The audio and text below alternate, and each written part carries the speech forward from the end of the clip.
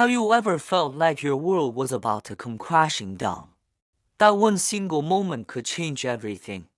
Well, that's exactly where we left off with Xiaoling. In the last episode, we saw her suddenly double over in pain, a sharp, terrifying cramp that sent a wave of panic through everyone. Jieming, bless his heart, reacted in a flash, scooping her up and rushing her to the hospital, his face a mask of pure fear. The silence in the car was deafening, broken only by Xiaoling's pained breaths and Jieming's frantic calls to their parents.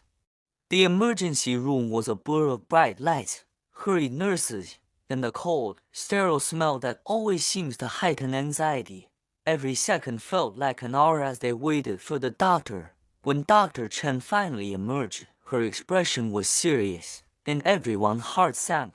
She explained that Xiaoling had experienced a threatened miscarriage. The words hung in the air, heavy and suffocating.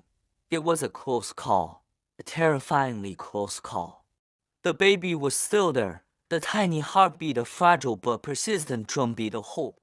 But the danger was far from over.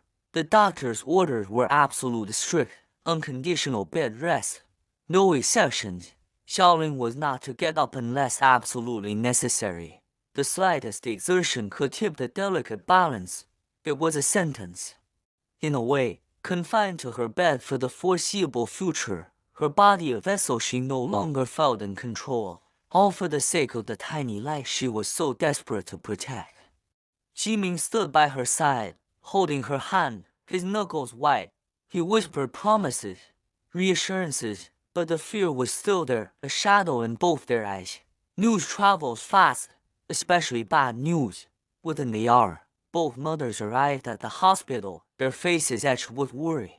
Now, if you've been following this story, you know that Xiaoling's mother and her mother-in-law haven't exactly been the best of friends. Their relationship had been, let us say, a masterclass in passive aggression, a cold war fought over cooking methods and parenting advice. But seeing their daughter-in-law, lying pale and vulnerable in that hospital bed, all of that animosity just evaporated. For the first time, they weren't rivals. They were just two mothers, united by a common, primal fear for their child and grandchild. It was a sight to behold. Jieming's mother, who had often seemed more concerned with the idea of a grandchild than with Xiaoling herself, was a completely different person. She bustled around, fluffing pillows, fetching water, her usual critical tone replaced by a soft, genuine concern. She leaned in and whispered to Xiaoling, "Don't you worry about a thing. You just rest. We're all here. Mama will take care of everything." And for the first time, Xiaoling felt the word mama from her mother-in-law didn't feel like a claim, but like a promise. She looked at Xiaoling not as the incubator for her grandchild, but as a young woman going through a terrifying ordeal. She saw the fear in Xiaoling's eyes and responded with a maternal instinct that transcended their complicated history. She would sit by the bed for hours, sometimes just quietly knitting, her presence a silent, steady comfort. She started bringing homemade soups, carefully researched for their nutritional value for expectant mothers on bed rest. She gently chided Jieming if he made too much noise, her protective instincts now fully extended to her daughter-in-law. And what about Xiaoling's own mother? The woman who had been so fiercely protective, so skeptical of Jieming and his family. Well, seeing Jieming's unwavering devotion began to melt the last of her resistance. She watched him as he refused to leave Xiaoling's side. He read to her. He massaged her legs to prevent cramps. He patiently fed her every meal. He was her rock, her constant, her everything. He even learned how to track the baby's movements, his hand resting gently on Xiaoling's belly, his face lighting up with a mixture of awe and relief at every tiny flutter. One afternoon, Xiaoling's mom found him asleep in the uncomfortable visitor's chair, his head slumped at an awkward angle, his hand still loosely holding Xiaoling's. In that moment, she didn't see the boy she thought wasn't good enough for her daughter. She saw a man, a husband, a future father who loved her daughter with a depth that was undeniable. Later, she pulled him aside, her eyes a little misty. Jieming, she said, her voice soft. You're really a good man. Thank you for taking such good care of her. It was the validation he had been yearning for, the final piece of the puzzle clicking into place. The two families were finally becoming one. Speaking of families coming together, let's not forget the fathers. While the women were managing the fort at the hospital and at home, the two dads found their own way of coping. They did meet up for quiet dinners. What started as a way to give the women space turned into a genuine friendship. They did talk about everything and nothing, work, hobbies, their own anxieties about becoming grandfathers. They found common ground in their shared worry and their deep love for their children. They did share a drink, pat each other on the back, and offer the kind of silent, solid support that only other fathers can truly understand. It was a quiet, understated, but incredibly powerful bonding experience. The crisis had inadvertently forged a new, strong link between the two families.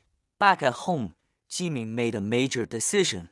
He walked into his boss's office and requested an extended leave of absence. There was no hesitation, no second guessing. His career could wait. His priority was Xiaoling and their baby. He transformed their home into a recovery sanctuary.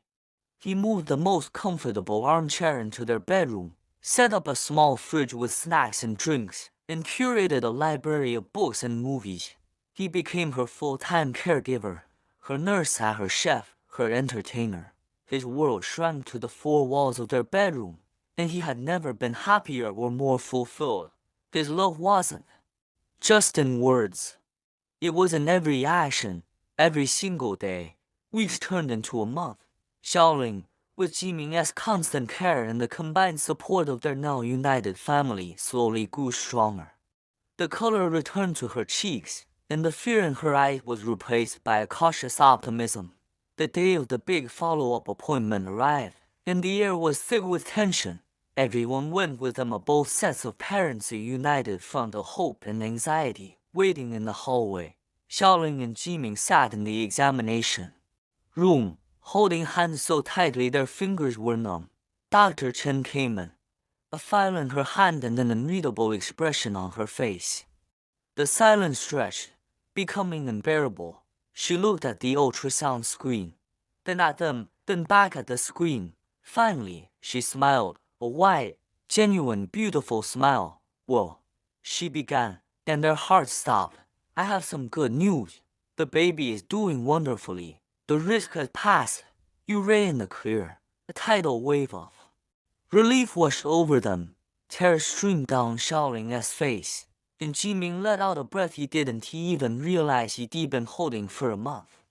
They were laughing and crying at the same time, a messy, beautiful explosion of emotion. But Dr. Chen wasn't finished. She cleared her throat, her smile turning into a mischievous grin. Actually, she said, pausing for dramatic effect, I should say, the babies are doing wonderfully. Xiaoling and Jieming just stared at her, dumbfounded. Babies? Jieming stammered, his voice barely a whisper. Dr. Chen nodded, turning the monitor towards them. Yes, congratulations, you're having twins. And on the screen, clear as day, were two tiny, perfect, flickering heartbeats, side by side, strong and steady. Their world hadn't crashed down after all. It had just doubled in size. What a roller coaster. From the brink of tragedy to double the joy. I honestly did not see that coming. How will they handle the news of twins?